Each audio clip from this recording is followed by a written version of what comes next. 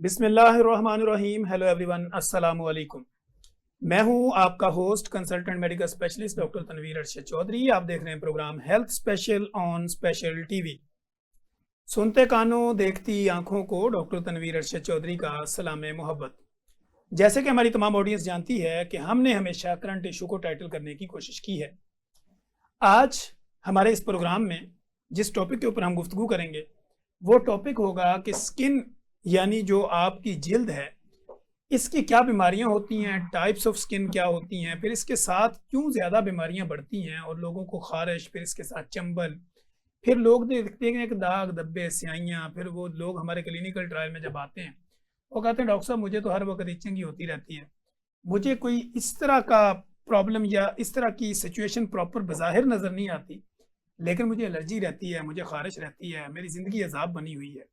बाज़ दफ़ा ऐसे लोग भी आते हैं, वो कहते हैं डॉक्टर साहब जो हेयर बुर्श होता है हम बाज़ दफ़ा वो अपनी बॉडी पे मारते हैं, तब भी जाके हमारी खुजली, इचिंग या स्किन की जो डिसीज़ है ये ख़त्म नहीं होती। हम कोशिश करेंगे कि अपने इस प्रोग्राम के अंदर बेस्ड ऑन साइंस गुफ्तगू करें, एविडेंस बेस्ड प्रैक्टिस को प्रमोट करें और कोशिश करें कि आपके जहनों के अंदर उठने वाले सवालात की अक्कासी करते हुए हम अपने एक्सपर्ट के सामने डिफरेंट एंगल्स के साथ डिफरेंट सवाल रखें ताकि उनका अथेंटिक वे के ज़रिए आपको जवाब मिले और आपकी ज़िंदगी में आसानी पैदा की जा सके।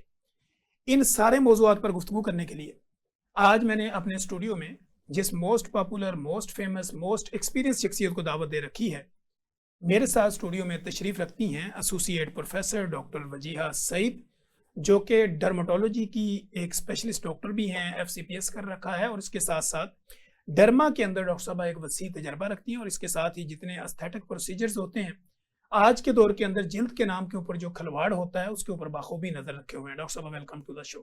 Thank you so much. Doctor साहब फर्स्ट ऑफ ऑल तो थैंक यू सो मच कि आपने हमें टाइम दिया और प्रोग्राम भी हमारा लेट हुआ, उसकी मादरत भी।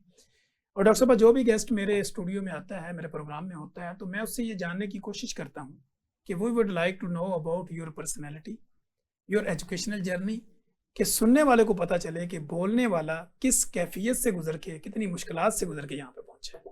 सबसे पहले तो thank you so much, I am really grateful for the invite and for having me here.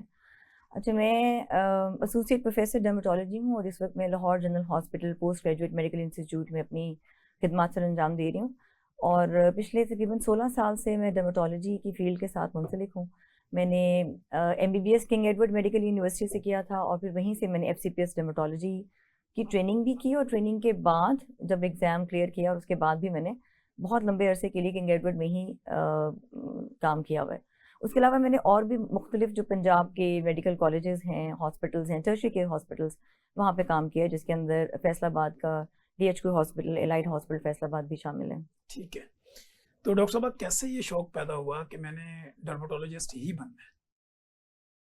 अच्छा, एज सच बहुत अर्ली से ये तो सोचा हुआ था मैंने कि मैंने डॉक्टर बनना है और स्पेशलाइज करना है, लेकिन डर्मेटोलॉजी का इस तरह से हुआ कि मेरी फैमिली में मेरे अपने जानने वाले और घर के कुछ मेंबर्स को कोई ना कोई स्किन का प्रॉब्लम हो जाता था और जब मैं उनको लिए कि जो हमारे म्यो हॉस्पिटल के जो डर्मेटोलॉजी डिपार्टमेंट में हमारे प्रोफेसर थे, सीनियर्स, उनके पास जाती थी और वो जब डायग्नोज करते थे, ठीक करते थे, तो मुझे आहिस्ता आहिस्ता उसमें इंटरेस्ट डेवलप हुआ, क्योंकि जब आप MBBS कर रहे होते हैं ना, हर फील्ड के अंदर डिफरेंट टॉपिक्स के ऊपर आपकी एक नो हाउ डेवलप हो रही होती है। डर्मेटोलॉजी बिल्कुल डिफरेंट थी और मुझे लगता था कि ये being the largest organ of the body, इसकी बीमारियां बहुत कॉमन है, तो इस वजह से फिर मैंने इसको चूज़ किया। ठीक है डॉक्टर साहब, इस सारे सफ़र में कोई मुश्किलात, कोई हर्डल्स, कोई फैमिली सपोर्टिव, किस तरह का माहौल आपने फेस किया?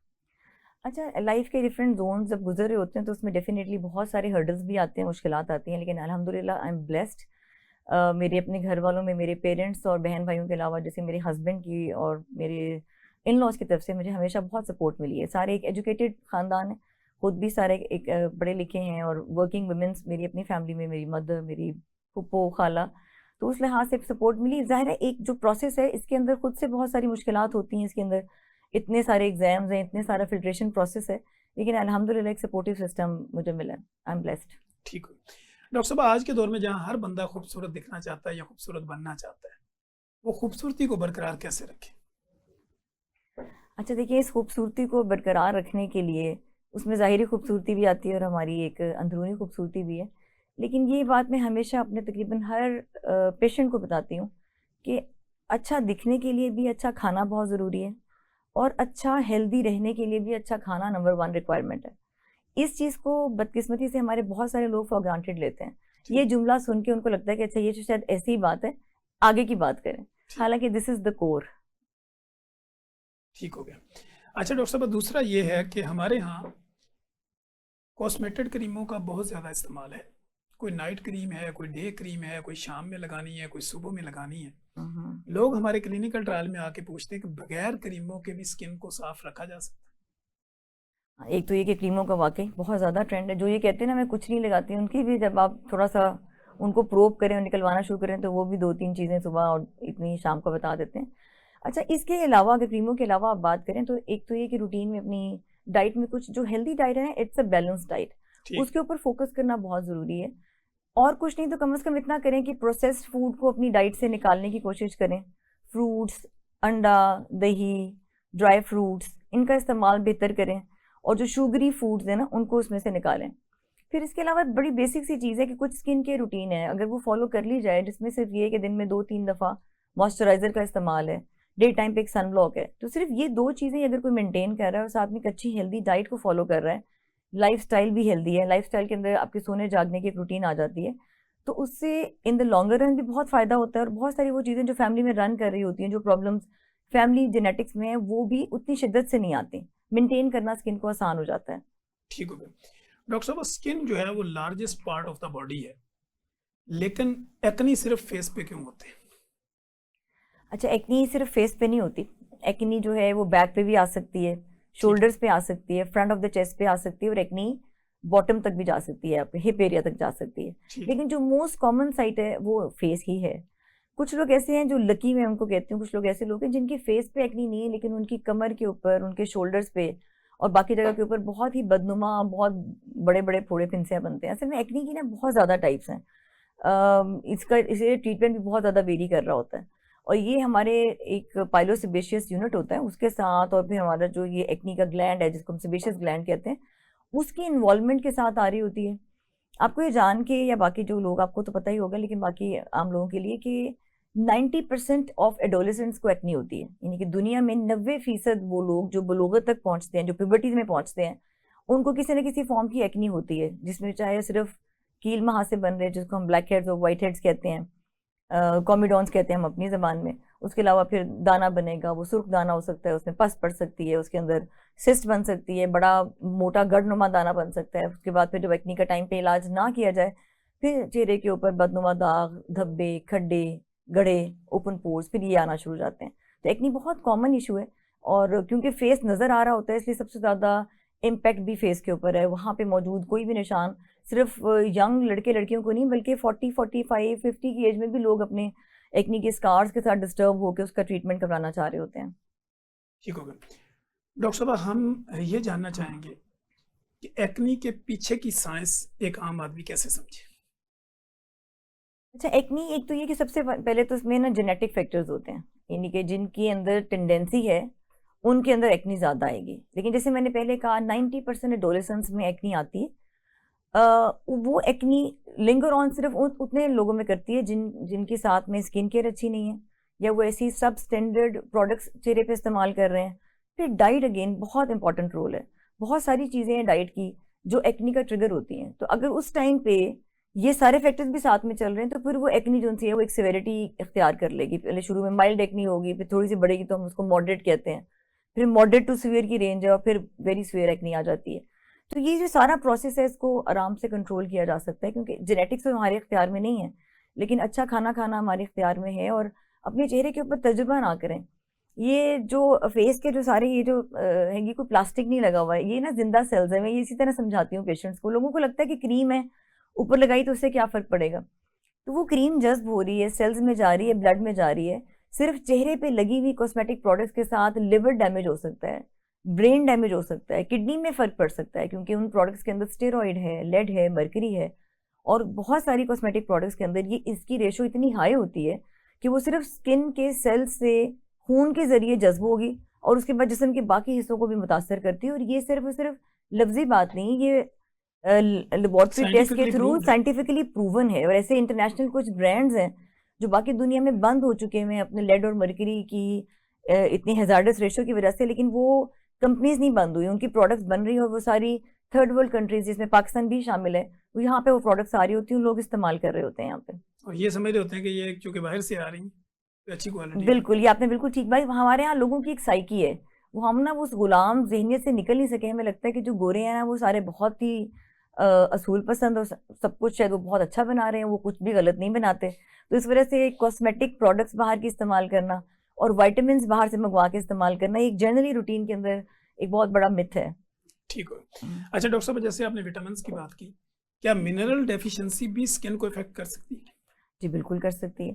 देखिए, जो डाइट के अंदर जो डिफरेंट कंपोनेंट्स है ना, अगर हम उसको बैलेंस में लेके नहीं चल रहे हैं और वो सारी चीज़ें हमारी न्यूट्रिएंट का पार्ट नहीं है, तो बहुत सारी डेफिशिएंसीज जो हैं वो हमारे स्किन, हेयर और नेल्स को इफेक्ट करेंगी। ठीक है। देखिए, वो डेफिशिएंसी इंटरनल भी आ रही है, लेकिन skin being the largest organ of the body and skin is the envelope of the body, हमारी पूरा जिस्म जो है इस जिल्द में लिपटा हुआ है, तो ऐसे इसके ऊपर बहुत सारे असरात हैं जिसको देख के हम सिर्फ मिनरल या विटामिन डेफिशिएंसी ही डायग्नोज नहीं करते। हम बहुत सारे, जैसे डायबिटीज़ है, हेपेटाइटिस की बीमारियां, थायराइड के मसले, बहुत सारे इंटरनल कैंसर्स, हम सिर्फ स्किन के ऊपर मौजूद कुछ अलामात देख के डायग्नोज कर लेते हैं। ठीक हो।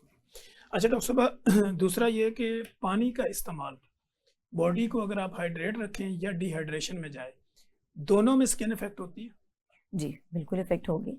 देखिए, हमारी बॉडी तो बहुत सारा पोर्शन तो पानी से ही बना हुआ है, ऐसे ही? तो अगर हम पानी का सही इस्तेमाल नहीं करेंगे तो हमारे बॉडी के बहुत सारे फंक्शंस पे इफेक्ट आएगा। स्किन पे ये कि जो डिहाइड्रेशन है ना, that is one of the triggering factor for ageing. जो हमारी ठीक। एजिंग या झुर्रियाँ जल्दी आती है ना, उसकी एक वजह ये है कि सेल्स के अंदर पानी की मिकदार कम होना शुरू हो जाती है, जो कि एजिंग का पार्ट है। जो जो हमारी उम्र बढ़ती है, हमारे सेल्स अंदर से सिकुड़ना शुरू हो जाते हैं और उसके अंदर वो डिहाइड्रेट हो रहे होते हैं। तो डेफिनेटली पानी की कमी के साथ एजिंग भी होती है, स्किन के ऊपर ड्राइनेस आ सकती है। तो पानी की कमी अगर पूरी की जाए, बंदा अपने आप को हाइड्रेट रखे, तो क्या हाँ। उसकी स्किन फ्रेश रहती है? ये भी मिथ है, ये रियलिटी? नहीं नहीं, इससे फर्क पड़ता है, लेकिन ऐसा नहीं होगा कि कोई कहे कि मैंने पानी पिया तो उससे मेरी एक्नी ठीक हो गई। इलाज नहीं करवाना, सिर्फ पानी से इलाज हाँ, कुछ लोग कहें कि नहीं मैंने पानी बहुत ज्यादा पिया तो उससे एक्नी ठीक हो गई, या पानी बहुत ज्यादा पिया तो उससे रंग गोरा हो गया, या पानी ज्यादा पीने से बाल उगाएंगे, ऐसा नहीं है। लेकिन पानी पीना बिल्कुल ऐसे जैसे हेल्दी डाइट है, आपका एक एक कंटिन्यूस फ्यूल है ना। देखिए, हमारी बॉडी का फ्यूल है ये जो ब्लड है, तो उस ठीक। ब्लड के अंदर वो जो सारे कंपोनेंट्स पूरे होने चाहिए, उसके अंदर कुछ मैक्रो न्यूट्रिएंट्स हैं फूड के, कुछ माइक्रो न्यूट्रिएंट्स हैं, उसके अलावा वाटर है, तो बिल्कुल बस ऐसा। इसको पूरा होना जरूरी है। अच्छा डॉक्टर साहब, टाइप्स ऑफ एक्नी की बात करें तो एक्नी कितने किस्मों की होती है और लोग इसको किस तरह समझें? अच्छा, एक्नी ये कि बिल्कुल 1 महीने के बच्चे को भी हो सकती है, उसको ठीक हम है। न्यूनेटल एक्नी कहते हैं। उसकी वजूहात और हैं, उसको हम इलाज नहीं करते, उसके अंदर और फैक्टर्स होते हैं जो थ्रू माँ से उसकी एंटीबॉडीज ट्रांसफर होती हैं बच्चे के अंदर, उसके साथ फिर वो आ जाती है। इसी तरह फिर इन्फेंटाइल एक्नी होती है, ऑक्यूपेशनल एक्नी होती है। कुछ लोगों का ऑक्यूपेशन ऐसा होता है, वो काम ऐसा कर रहे होते हैं, उस काम की वजह से उनके अंदर एक्नी आ रही होती है। ठीक है। फिर मोस्ट कॉमन वेराइटी तो एक्नी वल्गैरिस है, जो आमतौर पे प्यूबर्टी के अराउंड सेबेशियस ग्लैंड, जो ऑयल ग्लैंड है ना, उसके हाइपर एक्टिव होने की वजह से सारे फॉलिकुलर डक्ट जो हैं उसके अंदर ब्लॉकेज आती है, इन्फ्लेमेशन होती है, सोजिश पैदा होती है और बैक्टीरिया ओवर ग्रो कर रहे होते हैं। मोस्ट कॉमन वैरायटी है एक्नी की। पैथोजेनेसिस में यही चीज़ें रहती हैं, लेकिन वो डिफरेंट एरियाज, जैसे हार्मोनल एक्नी होती है, कुछ बच्चियों को बड़ा कॉमनली ऐसा होता है, उनको मेंस्ट्रुएशन के टाइम पे हो रही होती है, ऐसे? या लेटर एज में जाके एक्नी आ रही होती है। इनके 40s में फर्स्ट टाइम एक्नी होती है, उससे पहले उनको कभी लाइफ में एक्नी नहीं हुई, लेकिन वो एडल्ट एक्नी है फिर वो ना। ठीक है, तो इसी तरह कॉस्मेटिक इंड्यूस्ड एक्नी होती है, जो सिर्फ स्टेरॉयड, लेड और मर्क्यूरी के इस्तेमाल की वजह से एक्नी आ जाती है, तो उसको हम स्टेरॉयड एक्नी कहते हैं। ठीक हो गया। डॉक्टर साहब, टाइप्स ऑफ स्किन की जब हम बात करते हैं, किसी भी डर्मेटोलॉजिस्ट के साथ बात करें तो वो कहते हैं कि टाइप्स ऑफ स्किन के हिसाब से मुझे मेडिसिन चूज करनी होती है। जी, तो लोग टाइप्स ऑफ स्किन को कैसे समझें कि कितनी टाइप्स की स्किन है, या हर बंदे की टाइप्स अलग है? अच्छा, एक तो ये कि जो टाइप्स ऑफ स्किन है ना, ये जिस तरह से कॉस्मेस्यूटिकल इंडस्ट्री ने लोगों को सिखाना शुरू किया हुआ है ना, ये इस तरह से नहीं है। हमारी किसी बुक की क्लासिफिकेशन में टाइप्स ऑफ स्किन को इस तरह से क्लासीफाई नहीं किया जाता कि ये ऑयली स्किन है, ये ड्राई स्किन है, ये नॉर्मल स्किन है, ऐसे नहीं है। हर स्किन कहीं से ऑयली होती है, कहीं से ड्राई पैचेस होंगे, और कुछ जगह से उसके अंदर एक आप कह लेना कि एक नॉर्मल प्रोपोर्शन के अंदर वहाँ पे ग्लैंड्स वहाँ पे मौजूद होंगे। जो हमारी स्किन टाइप्स है ना, जिसको हम फिट स्पेक्ट्रिक स्किन टाइप्स कहते हैं, वो 6 डिफरेंट टाइप्स हैं ठीक जो है। रंगत के हिसाब से हैं, और हर रंगत के हिसाब से फेस के या स्किन के अपने कुछ फीचर्स हैं। तो वो एक लेमैन को उसको समझने की मेरा नहीं ख्याल ज़रूरत है। बस इतना समझ लें कि स्किन टाइप सिर्फ ऑयली, ड्राई और नॉर्मल नहीं है, क्योंकि ये वो कॉस्मेस्यूटिकल इंडस्ट्री ने पढ़ाना शुरू किया है। इस वजह से कि लोग खुद से अपनी स्किन टाइप आइडेंटिफाई करके प्रोडक्ट्स खुद से खरीद लें, क्योंकि प्रोडक्ट्स को उन्होंने ऐसे क्लासीफाई किया हुआ है ना, जो कॉस्मेटिकल इंडस्ट्री है उसने क्लासीफाई किया हुआ है कि फेस वॉश लेना है तो ऑयली स्किन का ये है, ड्राई स्किन का ये है, सेंसिटिव स्किन का ये है, नॉर्मल स्किन का ये है, इसी तरह डिफरेंट मॉइस्चराइजर, सन ब्लॉक्स। जी बिल्कुल, ये बिल्कुल ठीक पड़े। ये एक मार्केटिंग गिमिक है, कि मार्केटिंग स्ट्रेटजी है, क्योंकि ओरिजिनल स्किन टाइप तो एक लेमैन को नहीं पढ़ाई जा सकती, तो वो इस तरीके से फिर वो अपनी प्रोडक्ट्स को जो है ना वो सेल कर रहे होते हैं। जी नाज़रीन, कहीं मत जाइएगा, हमारे साथ रहिएगा। यहीं पे वक्त हुआ एक ब्रेक का। ब्रेक के बाद जब हम आएंगे तो डॉक्टर साहब हमारे साथ होंगी, मजे की गुफ्तगू जारी रखेंगे। वेलकम बैक नाजरीन, आप देख रहे हैं हेल्थ स्पेशल प्रोग्राम। मैं डॉक्टर तनवीर अरशद चौधरी हूं और आज की हमारी जो खुसूसी मेहमान है associate professor doctor Wajiha Saeed, जो कि डर्मेटोलॉजिस्ट हैं और हमारे साथ मौजूद हैं। बेस्ड ऑन साइंस मुदल्लिल गुफ्तगू जारी रखे हुए हैं। प्रोग्राम के पहले हिस्से में हम बात कर रहे थे कि टाइप्स ऑफ स्किन, एक्नी और इसकी वजूहात, पानी का इस्तेमाल, खुराक और बाकी चीज़ें। अब हम इस प्रोग्राम के दूसरे हिस्से में जब गुफ्तगू का आगाज़ करेंगे तो इसमें हम कोशिश करेंगे कि आपकी खूबसूरती में मज़ीद निखार कैसे पैदा किया जा सकता है, उसकी रियलिटी क्या है और उसको किस तरह अप्रोच किया जा सकता है, और एक अच्छा डर्मेटोलॉजिस्ट ढूंढने के लिए आपको कौन सी एफर्ट करनी पड़ती है और उसका क्राइटेरिया क्या होगा। डॉक्टर साहब, जैसे कि दुनिया आजकल, मैं पहले जब भी कहता हूँ कोई ग्लास स्किन मांग रहा है, कोई कहता है चमक दमक होनी चाहिए, इसी सिलसिले में लोग डिफरेंट किस्म की जो है वो डर्मेटोलॉजिस्ट को भी ढूंढते हैं, एस्थेटिक फिजिशियन को भी ढूंढते हैं। आपके नज़दीक एक अच्छी डर्मेटोलॉजिस्ट, एक अच्छी एस्थेटिक फिजिशियन या स्किन ट्रीटमेंट वाली डॉक्टर या डॉक्टर, उसको कैसे अप्रोच किया जा सकता है? अच्छा, ये बहुत अच्छा सवाल है doctor Tanveer. I am glad कि आपने ये सवाल पूछा है। अच्छा, अब इस वक्त ना हमारी फील्ड में क्वैकरी बहुत ज़्यादा है। ठीक है। बहुत सारे ऐसे लोग हैं जिन्होंने लेज़र क्लिनिक्स खोले हुए हैं और ऊपर डर्मेटोलॉजिस्ट या स्किन स्पेशलिस्ट का वर्ड लिखा हुआ है, लेकिन वो डॉक्टर भी नहीं है। ठीक है। अब ये छोटी सी एक इन्फॉर्मेशन मैं एक आसान ज़बान में आपके तवज्जुह से लोगों को दे देती हूँ। लेकिन जिसने MBBS किया है ना, उसने वो 5 साल की एक बेसिक तालीम हासिल की है, जिसके बाद वो अपने आप को डॉक्टर कहलाने का हकदार है। ठीक है। जिसने MBBS नहीं किया हुआ, वो न्यूट्रिशनिस्ट हैं, डाइटिशियंस हैं, फिजियोथेरेपिस्ट हैं, तो वो MBBS नहीं है, वो डॉक्टर नहीं है। लेकिन इस वक्त पाकिस्तान में वो सारे भी अपने नाम के साथ डॉक्टर का वर्ड यूज करते हैं। वैसे नहीं करते कि डॉक्टर ऑफ फिजियोथेरेपी, वो खाली डॉक्टर का वर्ड लगाते हैं। तो एक लेमैन कंफ्यूज हो जाता है। ठीक है। एक तो MBBS हो गया। जो MBBS है वो स्पेशलिस्ट नहीं है, वो डॉक्टर हैं लेकिन वो स्पेशलाइज नहीं किया हुआ उन्होंने, उस फील्ड का मास्टर नहीं। जी। स्पेशलिस्ट वो होता है जो MBBS करने के बाद 1 साल हाउस जॉब, और उसके बाद वो जो अपनी चुनी हुई फील्ड है उसके अंदर अंदाजन रफली 5 साल, या जैसे 2 साल की MCPS होता है, 5 साल की स्पेशलाइजेशन है जो FCPS है, और MD है। अब जिसने वो 5 साल गुजारे, उसमें ऐसा नहीं कि वो सिर्फ टाइम गुजार रहे हैं, वहाँ पे मल्टीपल एग्जाम्स होते हैं, फिल्ट्रेशन प्रोसेस है, पूरी ट्रेनिंग है। उस ट्रेनिंग में से गुजर के उन रिपीटेड लातादाद एग्जाम्स को पास करके फिर एक डिग्री मिलती है, जिसके बाद वो स्पेशलिस्ट बनता है। वो स्पेशलिस्ट चाहे हार्ट का स्पेशलिस्ट है तो वो कार्डियोलॉजिस्ट है, वही हड्डियों जोड़ का है तो वो ऑर्थोपेडिक है, बच्चों का है तो पीडियाट्रिशियन है, इसी तरह जो स्किन का है उसको हम डर्मेटोलॉजिस्ट कहते हैं। तो अगर कोई MBBS अपने नाम के साथ डर्मेटोलॉजिस्ट लिखे तो ये गलत बात होगी। हाँ, जो MBBS है एथिकली भी ठीक नहीं है, देखिए वो शुरुआत ही गलत होगी ना। हाँ, लेकिन जो MBBS हैं वो भी एस्थेटिक फिजिशियन के नाम से प्रैक्टिस कर रहे हैं। अगर उन्होंने 1 या 2 साल के लिए किसी मुस्तनद क्वालिफाइड डर्मेटोलॉजिस्ट के साथ ट्रेनिंग कर ली है तो फिर वो इसको as a aesthetic physician practice कर सकते हैं, यानी कि वो एस्थेटिक्स के ट्रीटमेंट कर सकते हैं। लेकिन अगर सिर्फ किसी ने 2 या 3 दिन की ट्रेनिंग की है या 2-3 महीने का कहीं से कोई डिप्लोमा किया है तो तब भी वो स्पेशलिस्ट नहीं है। तो एक तो इस चीज़ को अंडरस्टैंड करें, क्योंकि बहुत सारे लोग इस वजह से भी डैमेज का शिकार हो रहे हैं, क्योंकि उनको ये बात पता नहीं है। हालांकि ये गूगल के ऊपर 2 मिनट लगता है। अगर ये सर्च आपने करनी है ना, आप अपने घर में बैठे बैठे कि मैंने एक किसी भी क्वालिफाइड स्पेशलिस्ट को चेक करवाना है किसी भी फील्ड का, चाहे वो डर्मेटोलॉजिस्ट है, तो ये गूगल भी आपको बता सकता है कि अच्छा, पाकिस्तान में रहते हुए MBBS के बाद FCPS हाईएस्ट क्वालिफिकेशन है, MD हाईएस्ट क्वालिफिकेशन है, और उसके बाद फिर MCPS है। तो ये स्पेशलाइजेशन डिग्रीज है। अगर ये किसी भी डॉक्टर के नाम के साथ लिखी हुई है तो आप बेधड़क तसल्ली से उनके पास जा सकते हैं। ठीक हो गया। डॉक्टर साहब, डार्क सर्कल क्यों होते हैं और इनका इलाज कैसे मुमकिन है? अच्छा, जो भी पिगमेंट वाली चीज़ें होती हैं ना स्किन की, वो थोड़ा टाइम टेकिंग होती हैं। जो डार्क सर्कल्स हैं, इसकी सबसे इंपॉर्टेंट वजह तो ये है कि ये जेनेटिक इनहेरिटेड होते हैं, फैमिलीज में रन कर रहे होते हैं।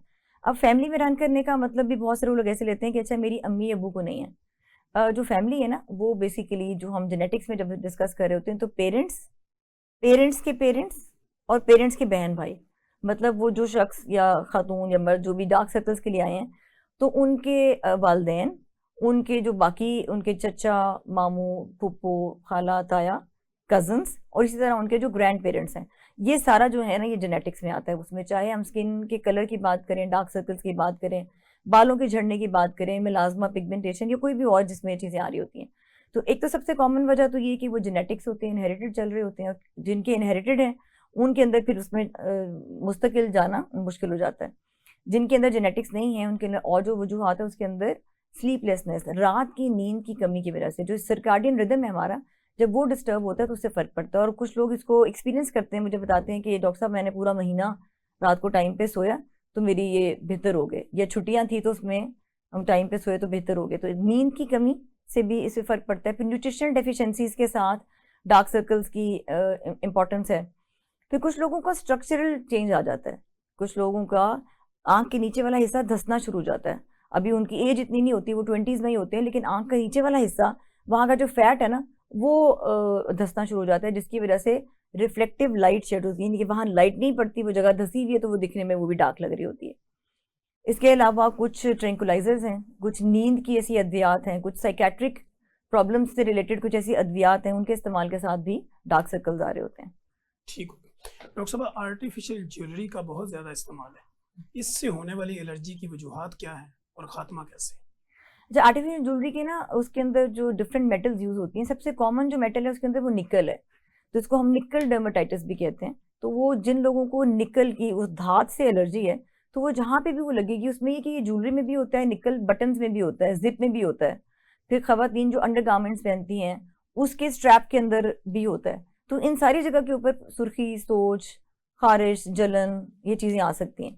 तो उसका फौरी तौर पे तो ये है कि हम पहले उस चीज़ को रोक देते हैं, उसके साथ फिर हम लगाने वाली कुछ अद्वियात हैं, कुछ खाने वाली चीज़ें हैं, उसको वापस स्किन को नॉर्मल पे लाते हैं, यानी कि स्किन का जो बैरियर है ना उसको फिर रीगेन करते हैं। कुछ लोगों के अंदर ये आहिस्ता आहिस्ता सिर्फ अपने स्किन को जब मॉइस्चराइज रखते हैं, हाइड्रेट रखते हैं, तो उसके साथ ये विद टाइम बेहतर हो जाता है। लेकिन बहुत सारे लोग ऐसे भी होते हैं जिनकी ये एलर्जीज चलती रहती हैं, वो फिर आर्टिफिशियल ज्वेलरी नहीं पहन पाते। तो फिर उनको हम यही एडवाइस करते हैं कि आप फिर कोई दूसरी चीज़ लें जिसके ऊपर कोटिंग हो, जैसे आर्टिफिशियल ज्वेलरी के ऊपर अगर गोल्ड कोटिंग है या सिल्वर लेकर या इस तरह से, फिर वो इस तरह करके इस्तेमाल कर सकते हैं। ठीक हो गया डॉक्टर साहब, शादी हो या कोई फंक्शन हो, हमारी फीमेल्स जो है ना वो मेहंदी लगाने की बड़ा शौक रखती हैं, मेहंदी से होने वाली एलर्जी और उसके निशानात का खात्मा कैसे? अच्छा, अभी आने वाली है ईद भी, और ईद के बाद मुसलसल कुछ अरसे के लिए हमने डेली यही पेशेंट देखने होते हैं। अच्छा, मेहंदी जो सी है ना, देखिए अगर तो ये एक हर्बल जो ओरिजिनल प्लांट डिराइव्ड अगर आप इस्तेमाल कर रहे हैं तो उसके साथ एलर्जी होने के चांसेस जो बहुत सब्ज ही मेहंदी कम होती है। थी पहले। जी, जो सब्ज मेहंदी होती है अभी भी है, मिल तो जाती है, लेकिन अब ना ज़माना बहुत फास्ट हो गया ना, लोगों को दिल करता है कि कम देर के लिए लगाएं मेहंदी और बहुत तेज़ रंग आ जाए। रिजल्ट अच्छा मिले। हाँ, तो उसके लिए वो फिर डिफरेंट केमिकल्स ऐड होते हैं। तो जो सबसे कॉमन जिसके साथ एलर्जी आ रही होती है, रिएक्शन हो रहा है, वो पीपीडी एक है, पैराफिनाइलिन डायमीन एक केमिकल होता है, उसको जब ऐड कर लेते हैं तो उसकी वजह से कम देर के अंदर ज़्यादा तेज़ रंग आता है मेहंदी को, और ज़्यादा देर तक वो रंग रहता भी है। तो उसके साथ क्योंकि फिर एलर्जी के चांसेस हैं, फिर और भी है कुछ केमिकल्स है कि मोस्ट कॉमन इज पीपीडी। उसकी वजह से फिर जहाँ जहाँ मेहंदी लगी होती है उस जगह के ऊपर शुरुआत तो सिर्फ खारिश से होगी, हल्की सी सुर्खी आएगी, लेकिन वहाँ छाले भी बन जाते हैं, और एट टाइम्स ये इतने बुरे रिएक्शंस होते हैं कि स्किन बाद में ठीक नहीं हो पाती, मतलब वहाँ पे स्कार बन जाता है, जैसे जले का निशान है ना, कोई जगह जल जाती है तो जलने के बाद वो जगह 100% नॉर्मल नहीं हो पाती। तो मेहंदी के साथ बर्न हो रही है, सिर्फ अब सिर्फ रिएक्ट नहीं कर रही, एलर्जिक रिएक्शंस नहीं सिर्फ आ रहे, वो बर्न हो जाती है। उसके बावजूद लोग जब तक खुद ना जले ना उस वक्त तक वो लगाते रहते हैं। ठीक। डॉक्टर साहब, आजकल हमारे क्लिनिकल ट्रायल में ऐसे पेशेंट भी रिपोर्ट होते हैं कि जिनके पाँव के नीचे वाले हिस्से के अंदर ददरी नुमा या ऐसी कोई गिल्टियाँ नुमा बन जाती है कि जिनको बाद में गैसेस वगैरह लगा के जलाना पड़ता है। इससे लोग बड़े कंफ्यूज होते हैं, ये क्यों होती है? अच्छा, ये दो चीज़ें आपने बोली हैं, एक तो धदरी आपने कहा है, वो पाँव के अंदर जो फंगल इन्फेक्शन आती है, टीनिया पीडियास उसे कहते हैं, और एक आपने कहा है जिसको गैस से जलवाना पड़ता है, जो कि मुंह के वॉट्स जिसे कहते हैं। ठीक। अच्छा, ये दोनों अलग बीमारियां हैं। जो वॉट्स हैं उसको आम जबान में लोग मुक्का भी कहते हैं, वो वायरल इन्फेक्शन होते हैं। वो लोग जो नंगे पाँव फिरते हैं या जूता एक दूसरे से एक्सचेंज करते रहते हैं, कभी उसका जूता पहन लिया, कभी दूसरे का जूता पहन लिया, या पब्लिक प्लेस पे नंगे पाँव फिर रहे हैं, जैसे स्विमिंग करते हैं, स्विमिंग के इर्द गिर्द वाली जगह पे भी नंगे पाँव हैं, वॉशरूम में नंगे पाँव, मल्टीपल लोग एक ही वॉशरूम इस्तेमाल करें तो पाँव के नीचे की स्किन जो है वो उसके ऊपर हल्के हल्के या तो कहीं से स्क्रैचेस आ जाते हैं, या जैसे पानी में रहने की वजह से, नमी में रहने की वजह से वो थोड़ी सी सॉडन हो जाती है, थोड़ी सी सूज सी जाती है नीचे से ना, वो नरम हो जाती है, उसकी वजह से फिर क्योंकि पाँव के नीचे से तो आप ज़ाहिर है ज़मीन पे चल रहे हैं, तो इस तरह के वायरस का एंटर होना आसान हो जाता है। जो वायरल वार्ड्स हैं, जो प्लांटर वार्ड्स जिसका आप जिक्र कर रहे हैं, जिसको गैस से जलवाना पड़ता है, उसकी ना अपनी कोई दर्द खारिश तकलीफ है ही नहीं। उसकी दर्द सिर्फ तब होती है जब वो इतना बढ़ जाता है कि वो नीचे से नर्व्स को पिंच करना शुरू कर देता है और उभार आ जाता है ना उसके अंदर, फिर वो लोगों को चलते फिरते हुए दिक्कत होती है, उस वक्त वो लोग प्रेजेंट करते हैं। वैसे उसका हल बहुत आसान है, कॉटरी करके वो एक ही सेशन में ठीक किया जा सकता है। अगर बहुत बड़ा है तो कॉटरी के 2 सेशंस होते हैं। इसी तरह जो गैस है उसके 2 से 3 सेशंस हम करते हैं। गैस के साथ दर्द नहीं होती। और कुछ लगाने वाली अद्वियात भी होती हैं, वो लोग जो किसी वजह से कॉटरी या वो नहीं करना चाह रहे, तो लगाने वाली अद्वियात के साथ भी जो पाँव के नीचे वाले वार्ड्स हैं उसको बेहतर किया जा सकता है। इसमें मैं ये ज़रूर बताऊँगी, कुछ लोग अपने करीबी जर्राह से लेके ना तेज़ाब लगा लेते हैं। अब तेज़ाब ने तो जला देना ना, तो वो डॉक्टर के पास आके उस कॉटरी से जो हम जला रहे हैं, जो कि कंट्रोल तरीके से होगा, उससे डर रहे होते हैं और एक ऐसा तेज़ाब उस जगह पे लगा लेते हैं जो स्किन नहीं उड़ा देगा ना। जब स्किन खत्म होगी तो वहाँ पे वार्ड्स भी नहीं बचता। दूसरा आपने पूछा था धदरी का। जी। अच्छा, धदरी इस वक्त बहुत कॉमन है। इस वक्त पाकिस्तान में फंगल इन्फेक्शन रैम्पेंट है और वो बदकिस्मती से रेजिस्टेंट होती चली जा रही है। यानी कि वो आम अद्वियात जिनके इस्तेमाल से पहले फंगल इन्फेक्शन ठीक हो जाती थी, अब उनके साथ ठीक नहीं हो रही, हमें बहुत लंबे अरसे देना पड़ता है। पाँव की फंगल इन्फेक्शन भी कॉमन है और उसकी वजह भी यही है कि किसी को खारिश हो रही तो बैठे बैठे सोफे पे, बेड पे बस पाँव के नीचे से खुजली करते चले जा रहे हैं क्योंकि उनको मज़ा आ रहा होता है। फिर इसी तरह जूता और सॉक्स लंबे अरसे के लिए पहना हुआ है, शूज़ भी अंदर से वॉश नहीं हो रहे, सॉक्स भी 10-10, 12-12 घंटे पहनी हुई हैं, तो उसके साथ वो नमी के साथ मॉइस्चर के साथ फंगस हो जाती है। फंगस का कोई टोटके से इलाज नहीं हो सकता। फंगस के लिए आपको दवाई ही लेनी पड़ेगी।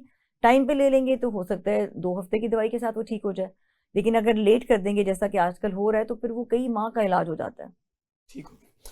अच्छा डॉक्टर साहब, दूसरी बात यह है कि जब हम ये कर रहे होते हैं तो हमारे यहाँ क्लिनिक पे एक्जिमा, सोराइसिस दोनों के पेशेंट आते हैं, वो इसमें फ़र्क नहीं कर पा रहे होते कि मुझे एक्जिमा है या मुझे कोई सोराइसिस वगैरह है, तो इसका फ़र्क कैसे करें? अच्छा देखिए, इसमें तो मैं ये कहूँगी कि मरीज़ को नहीं कोशिश करनी चाहिए फ़र्क महसूस करने की। उसका काम है कि अगर जल्द पे कोई प्रॉब्लम हो गई है ना, तो डॉक्टर के पास जाए, जो मुस्तनिद डॉक्टर है वो आइडेंटिफाई करेंगे। एक्जिमा, सोराइसिस और फंगस, ये तीनों सुर्ख रंग के निशान बनते हैं और तीनों पे छिलका आता है। ठीक है, सुर्खी और छिलका जिस्म के मुख्तलिफ हिस्सों पे आ रहा है। वो चंबल भी हो सकती है जिसको हम एक्जिमा कहते हैं, वो फंगस भी हो सकती है जो कि धदरी है, और उसके अलावा वो सोराइसिस भी हो सकती है, लेकिन इनका इलाज डिफरेंट है। इन तीनों पे अगर आप स्टेरॉइड लगा लेंगे, जो कि आमतौर पर लोग मेडिकल स्टोर पे खड़े हुए हजरात से मशवरा करके, या घर में कुछ लोगों ने इतने पोटेंट स्टेरॉइड्स घर में रखे हुए होते हैं, जब भी वो लगाएंगे तो सुर्खी भी बैठ जाएगी, खुश्की भी बैठ जाएगी, चाहे वो एक्जिमा की थी, चाहे वो सोराइसिस की थी, चाहे वो फंगस की थी। लेकिन इनका इलाज असल में अलग अलग है।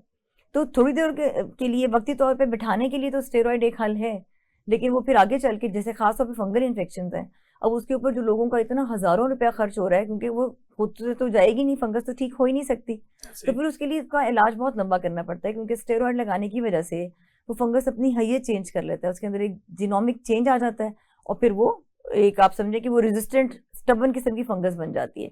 इसी तरह सोराइसिस है, उसका भी अगर शुरू में हम आ रहे हैं मरीज हमारे पास, तो वो हमने उसके साथ असेस करना होता है। सोराइसिस जो है वो जिल्द के साथ साथ सर के बालों को, नाखूनों को और जोड़ों को भी अपनी लपेट में ले सकता है।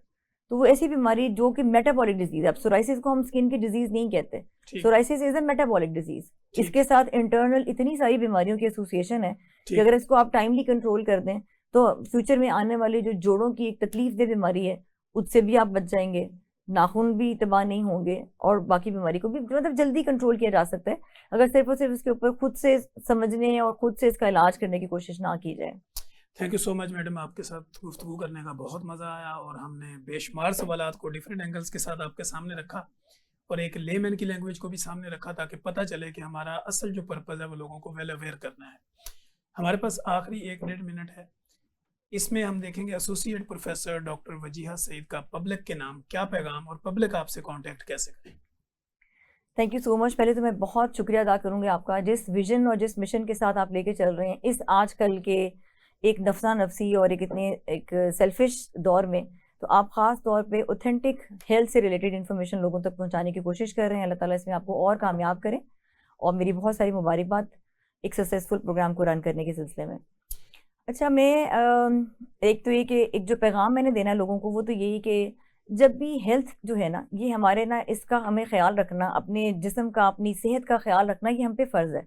ये जो जान है ना, ये अल्लाह ताला ने हमें एक अमानत दी हुई है, उसके साथ हमें कोई भी कोताही नहीं करनी चाहिए। जो भी बीमारी है उसका इलाज करा लें। और इसमें मैं एक जुमला करूँगी कि जैसे क्योंकि हम एक मुसलमान मुल्क से ताल्लुक़ है हमारा, इलाज कराना सुन्नत है। तो घर में टोटका करके या बगैर डॉक्टर के पास गए हुए किसी बीमारी को कंट्रोल करने की कोशिश करके हम एक ये छोटी सी सुन्नत का मौका भी गंवा रहे हैं। दूसरा, हम बहुत सारे अपने साथ नुकसान भी कर सकते हैं। तो एक तो ये कि मुस्तनिन डॉक्टर के पास जाएं, जिस भी चीज़ का मसला है उसके मुस्तनिन डॉक्टर से जाके उसका इलाज करें। सेल्फ मेडिकेशन करने की कोशिश ना करें। खुद से जैसे गूगलोपैथी करके खुद से अपनी गूगल से अपनी बीमारी को जानने की कोशिश करना, उसकी तशखीस करना और उसका इलाज करने की कोशिश में वक्त भी ज़ाया हो जाता है, पैसे भी ज़ाया हो जाते हैं, और कभी कभी आपकी जो बीमारी है वो इतनी बढ़ जाती है कि वो मुकम्मल तौर पे ठीक नहीं हो पाती। नंबर 2, जो दूसरा मैं मशवरा दूंगी वो ये कि अपनी ग़िज़ा के ऊपर तवज्जो दें।